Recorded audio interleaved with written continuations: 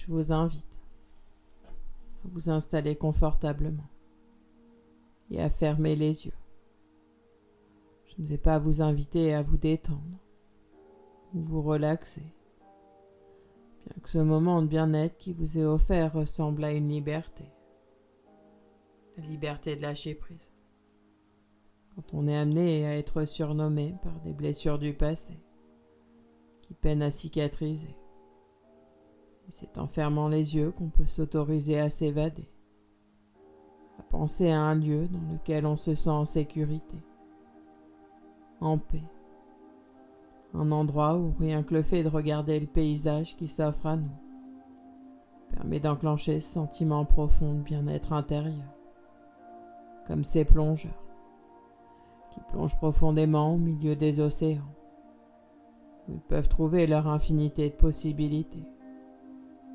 Et alors que mes mots s'enchaînent et se déchaînent, vous pourriez vous amuser à déchiffrer les messages cachés que je vais déposer à votre inconscient afin de profiter de ce moment et vous aider à lâcher prise tout simplement et à penser à vous, rien qu'à vous, le temps de cette séance. Et en parlant de penser à vous, pensez-vous qu'il est temps de penser, qu'il est imparfait de penser ce que l'on dit, à moins que dire ce que l'on pense aurait plus d'impact dans le monde de la civilisation, qui permet aux singes d'évoluer à leur façon. D'ailleurs, avez-vous remarqué qu'il faut modifier les lettres du mot singe pour obtenir des signes? Et je ne parle pas des signes CY, GNES, mais des signes SI, GNES, comme le fait que vous soyez là aujourd'hui à m'écouter, les yeux fermés, pendant un temps que l'on vous a autorisé pour vous occuper. Est-ce un hasard si vous aviez décidé de vous installer pour vous autoriser à un moment d'essai à une technique qui pourrait vous aider à vous libérer? Car cela me fait penser à l'histoire de jeunes pompiers que j'ai rencontrés lors d'une cérémonie d'hommage à des hommes et des femmes qui avaient consacré leur temps et leur argent à sauver des personnes en danger, à sauver leur pays et à accepter de passer en second plan. Et alors qu'ils observaient ses prédécesseurs être gradés, il se souvient de cette fois-là où il avait vu cette jeune fille se confier à son journal intime sur un toboggan du quartier, dans un parc où seuls les enfants étaient venus censés jouer.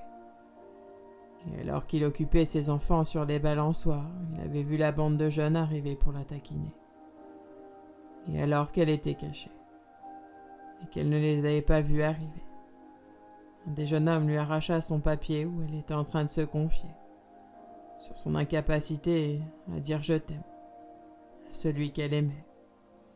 Il m'a raconté que plusieurs minutes, ces garçons avaient lu sans hésitation ces mots qu'elle avait posés à voix haute, entendant les moqueries des plus grands. Et ce qu'ils ne savaient pas, c'est que ce jeune homme, c'était lui qu'elle admirait. C'était comme un château de cartes qui s'effondrait comme des briques sur un mur de pierre du passé. Et cet homme dont je vous parlais, qui faisait un métier qui ne le correspondait plus, avait trouvé enfin sa voie, voyant cette injustice se passer devant lui, comme si la situation était un reflet de sa propre histoire. Le jour où des copains sont venus le tabasser pour lui racketter son téléphone, dont il avait pris des photos de lui et sa dulcinée.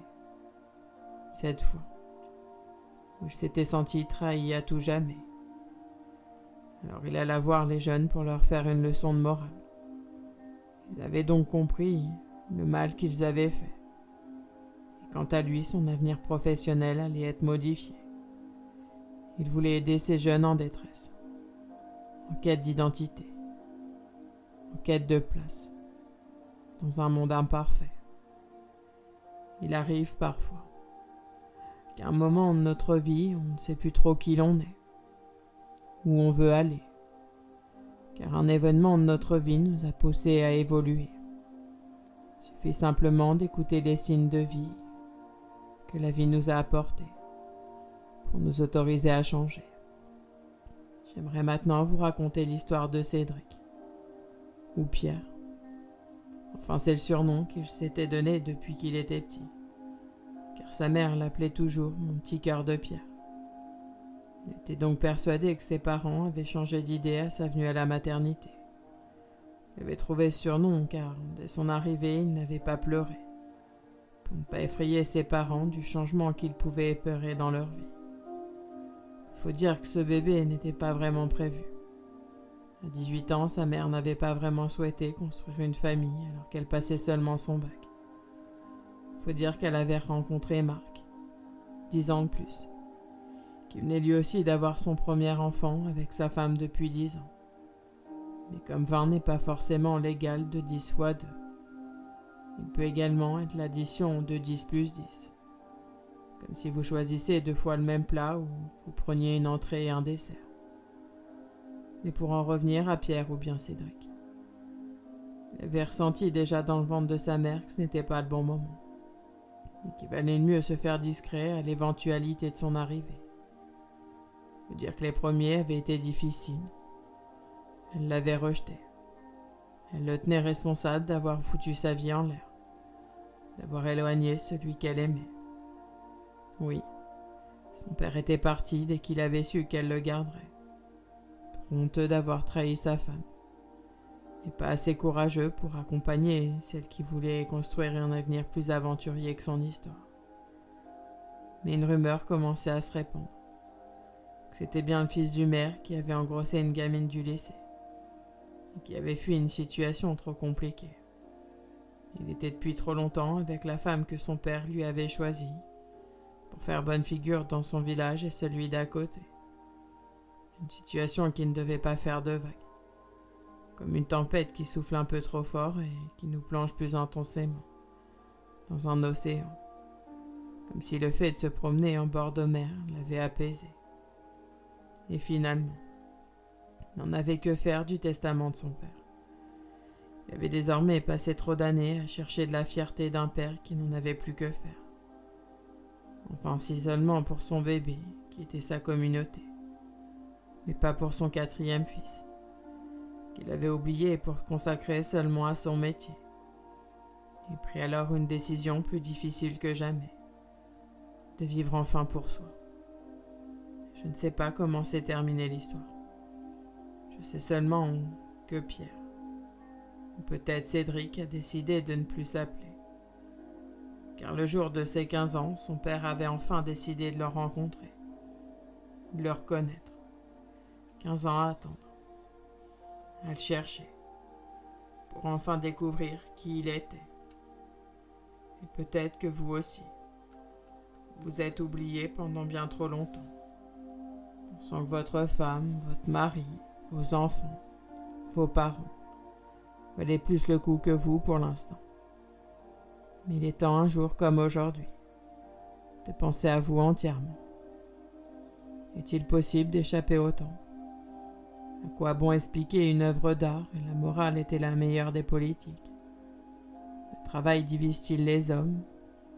La pluralité des cultures fait-elle obstacle à l'unité du genre humain?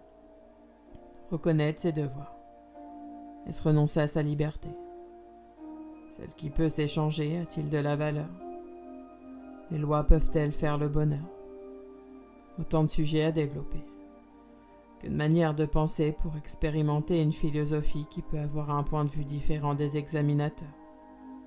Je me demande bien dans quel état étaient ces lycéens qui se sont penchés plus de 4 heures sur un sujet qui ne les a pas forcément passionnés. Parce qu'on leur a toujours dit que la philosophie c'était une manière de percher.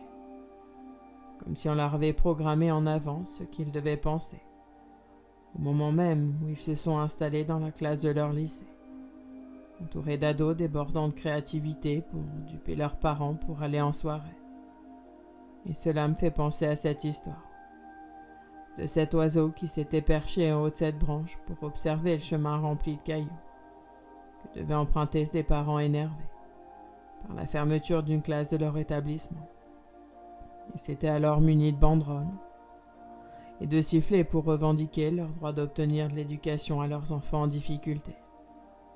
parce que cette classe, par faute de moyens, avait dû mettre la clé sous la porte, comme un enfant intérieur pourrait déposer un courrier à l'adulte à l'extérieur. Et pour en revenir à cet oiseau, il avait décidé qu'il serait le plus beau, orné de couleurs tel un arc-en-ciel entre pluie et soleil, comme ses parents énervés dégageant leur colère sous un ciel, plombant l'obscurité des possibilités de modification d'une classe en plein cours de champ. Et peut-être qu'à un moment donné, vous avez décroché mes mots qui ne s'accrochaient pas, car vous ne savez plus si c'est le chat ou l'oiseau qui s'était niché au plus haut pour prendre de la hauteur sur des sentiments qui n'étaient pas les leurs. Alors si vous avez ce sentiment à un moment donné de ne plus savoir si nous sommes à la fin de l'histoire ou si elle n'a pas commencé, c'est tout à fait normal, car un battement de cils peut me permettre d'observer que vous avez lâché prise au moment même où vous calculiez que 10 plus 10 égale 20. Et bien que ceci n'en soit pas un, quel engourdissement des pieds et des mains peut être un. Cet oiseau avait observé ce père tomber, dès lors où la course au recteur avait commencé. Plus petit que les autres, il n'avait pas vu que le début de la file s'était arrêté pour échanger sur l'éventualité de se séparer pour avoir plus d'impact, sur le fait qu'il voulait rouvrir la possibilité d'un dialogue. Alors lui, habitué à être dans le contrôle, s'était totalement relâché, mis en confiance par des adultes qui ressentaient la même chose que lui. Il s'était emprisonné dans des pensées noires à l'annonce de la fermeture. Qu'allait devenir son fils handicapé, qui allait lui enseigner ce que lui-même avait raté pendant des années de scolarité, qui aiderait son fils à comprendre que la vie peut nous apporter tout ce que l'on crée. Et c'est quand il vit sa carte de visite au sol qu'il comprit que finalement il était appelé aussi à lui enseigner la vie, car c'est ce qu'il faisait depuis des années avec ses patients. Lui, formateur, dans une grande société, apprenait à des milliers de commerciaux à gérer leurs chiffres, leur stress. Il pouvait lui aussi apprendre à son fils à s'aimer. Il quitta son boulot de fermateur pour ouvrir une école adaptée. Une école où plusieurs professeurs pourraient enseigner à des personnes que l'on a sous-estimées, à changer le monde, pour de bon, pour changer de vision. Alors peut-être, pourriez-vous vous poser la question de tout ce que vous avez apporté à la société depuis que vous êtes né, vos proches, vos enfants, vos parents, un commun déprimé ou si vous vous rendiez compte de la vraie valeur que vous avez. Imaginez que vous étiez comme une marionnette, accrochée au fil du marionnettiste qui vous dictait votre vie jusqu'à maintenant. Vous avez trouvé dans son atelier une paire de ciseaux. Prenez-la et coupez le premier fil, celui des croyances limitantes, celui qui vous faisait croire que vous étiez en été incapable. Puis le deuxième, celui du stress, de la perfection que vous vous imposiez pour plaire. Et enfin le troisième, celui des peurs, qui vous empêchait de sortir de votre zone de confort. Et enfin le quatrième, celui de l'amour de soi, celui qui vous empêchait de vous regarder dans le miroir et de vous dire que vous étiez merveilleux. À partir de maintenant, vous vous sentez libéré. Vous lâchez prise sur des situations du passé et vous êtes plus motivé que jamais à avancer, à devenir votre vrai vous. Imaginez-vous d'ici quelques instants, heureux, épanoui, fier d'avoir réussi à lâcher prise le temps de cette pause. Imaginez-vous cet après-midi avec le sourire, car vous avez repris le pouvoir sur vous, car vous êtes merveilleux, resplendissant, épanoui, joyeux, créatif, heureux. Et d'ici quelques instants, la séance va se terminer. Vous allez vous sentir apaisé ou peut-être même relaxé. Vos pieds et vos mains vont pouvoir se désengourdir et quand vous le souhaiterez, au rythme que vous le souhaiterez. Vous pourrez réouvrir les yeux, ici et maintenant, au moment présent, calmement, doucement.